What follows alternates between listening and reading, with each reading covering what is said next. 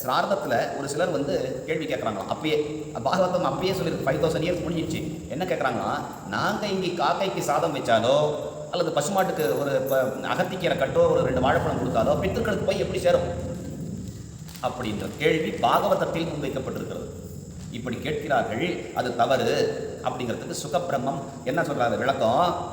உலகம் விசித்திரமானது, அதுக்கு பகுச்சித்திர ஜெகத் பகுத் பகுத் பகுத் ஆகரண பகுத் ஆகரணம், பெரிய ஆகரணமாக இருக்கிறது இந்த ஜெகத். பகுச்சித்திர ஜெகத், விசித்திரமான ஜெகம் உலகம் இது. ஏன்னா ஒவ்வொரு ஜீவராசிகளுக்கும் ஒவ்வொரு மாதிரியான ஸ்டைலாக ஆண்டவன் வச்சுருக்கான். இப்போ மீன், அந்த ஸ்லோகம் எழுதிட்டு வரல, இருந்தாலும் அர்த்தத்தை சொல்கிறார். மீன், ஆமை, மயில், இந்த 3ஐ கொண்டு சுகர் அழகாக விளக்குகிறார்.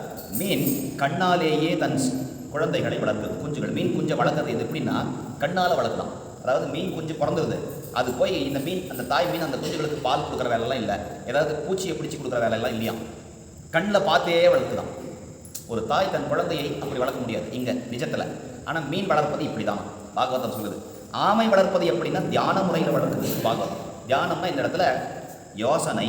என்ன யோசனை? ஆமைக்கு 5 அறிவோ 4 அறிவோ தெரியல, நமக்காவது 6 அறிவு நிறைய யோசனை பண்ணுறோம். ஆமை ஒரே யோசனை தான் பண்ணுதான். எப்படின்னா ஆமை கடலில் முட்டையிடுதா அல்லது ஆற்றிலே கடலில் முட்டையிடுதா, எங்கே இடுது? வெரி குட், மணலில் முட்டையிடுது. நல்லா பார்த்துக்கோங்க. மெரினா பீச்லேயோ மற்ற ஆள் அரவமற்ற இடங்கள்ல ஆமை முதல்ல ராத்திரியில் வெளியில் வரும். ராத்திரியில் வெளியில் வந்து மணலை அந்த கால்களால் பறிக்கும்.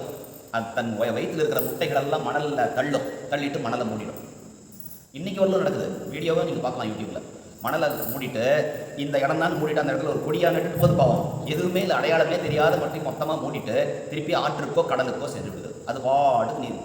ஆனால் அது எப்படி அந்த முட்டையிலிருந்து குஞ்சுகளை வர வைக்க வேண்டும் என்றால், இப்போ எப்படி ஒரு ரிமோட்டை நம்ம அழுத்தினா குறிப்பிட்ட சேனல் சேஞ்ச் ஆகுது, சவுண்டு கம்மி ஜாஸ்தி பண்ணுறோம், இதை நம்ம நம்புகிறோம். மத்தியில் ஒயர் இல்லையே, நம்ம வீட்டுக்காரர்கிட்ட நம்ம கேட்டோமா இல்லை ஒய்ஃப் கிட்ட நம்ம கேட்டோமா?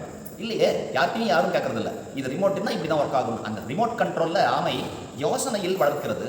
ஐயோ, முட்டையை கொண்டு போய் நம்ம மணலில் வச்சிருக்குமே, அது பத்திரமா இருக்கணும், நல்லபடியாக வளரணும். இதே சிந்தனை, அந்த சிந்தனைங்கிறது தான் யோசனை. சிந்தனையில் வளர்த்து குஞ்சுகள் மேலே மணலிலிருந்து வெளியிலே வந்தவுடன் கரெக்டாக எந்த ஆமை தாய் ஆமையோ அதோடு சேருது.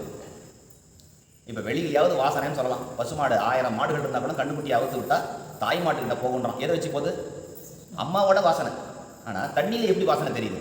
தண்ணியில் இறங்கி தண்ணியில் கழுவிட்டாவே வாசனை போயிடும். ஆனால் தண்ணிக்குள்ளே இருக்கிற குறிப்பிட்ட தாய் ஆமை இந்த குஞ்சு கொண்டு போய் சேருது. இதை நிறுத்தினா அந்த குஞ்சுகள் செத்து போயிடுமா. அதாவது இந்த யோசனையை நிறுத்தினாவே அங்கே செத்து போயிடுமா.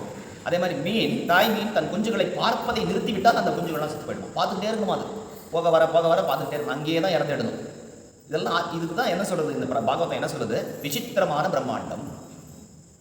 அதுக்கடுத்து சொல்லுது பாருங்க, மயில். இந்த இடத்துல பறவையின் போது மயிலை சொல்லுது. மயில் தன்னுடைய குஞ்சுகள், அதாவது மயில் குஞ்சு பறவை போட்ட உடனே அதுக்கே மயில் கழுத்து நீளம், இது தன்னுடைய கழுத்தால் வருடிக்கிட்டே இருக்கணுமா. வருடுவதால் அது வளர்கிறது. இப்போ 3ஐயும் நம்மளோட பொறுத்திக்க முடியாது. இப்போ நம்ம பார்த்துக்கிட்டே இருந்த குழந்தை வளருமா? நம்ம கேட்குறோம், அங்கே அந்த மீன் மட்டும் எப்படி தண்ணியில் இருந்து வெளியில் வந்தால் சத்து போயிடுது, நம்மளால் தண்ணியில் இருக்க முடியுதா? நம்ம யோசிக்கணும். அது மாதிரிலாம் இல்லை. ஒவ்வொன்றுக்கும் ஒவ்வொரு விதமான விசித்திரமான தன்மைகளை பகவான் சிருஷ்டியில் கொடுத்துருக்கிறார் அப்படிங்கிறத சொல்லிட்டு தொடர்ந்து சொல்கிறார் சுகபிரம்மம். யாருக்கிட்ட? பரீட்சித்துக்கிட்ட.